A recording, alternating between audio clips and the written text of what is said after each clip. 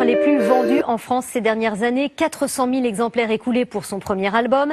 MHD a inventé l'afro-trap, a connu une ascension fulgurante, mais le chanteur est actuellement derrière les barreaux. Mis en examen pour homicide volontaire, accusé d'avoir participé à une rixe entre bandes rivales à Paris qui a conduit à la mort d'un jeune homme en juillet dernier. Il clame son innocence. Sarah Duyeux, Adrien Cadorel. Un déluge de coups jusqu'à la mort d'un innocent. Voilà la scène qui s'est déroulée le 5 juillet dernier dans le centre de Paris et qui a conduit à la mort de Loïc, un jeune homme de 23 ans. Ce soir-là, il croise la route d'une quinzaine de jeunes hommes originaires du 19e arrondissement qui le passent à tabac. À l'origine de ces violences, de vieilles rivalités entre bandes qui pèsent sur les habitants du quartier. Reste à savoir si parmi ces jeunes se trouvait le rappeur MHD, propriétaire de la voiture identifiée sur la scène de l'agression. Mis en examen et placé en détention provisoire, le jeune homme assure par l'intermédiaire de son avocat être étranger à l'affaire.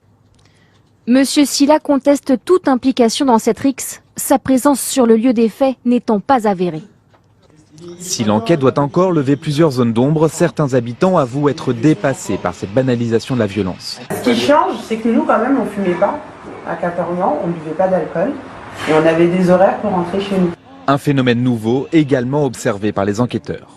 Il y a eu un cap qui a été franchi effectivement depuis à peu près 2 ans, notamment dans la capitale. Le but, c'est clairement d'infliger des blessures graves ou bien la mort. On a vu parfois 10-15 personnes sur une personne à terre qui est quasiment achevée. Et c'est ça qui est particulièrement choquant, notamment quand il y a des vidéos qui circulent.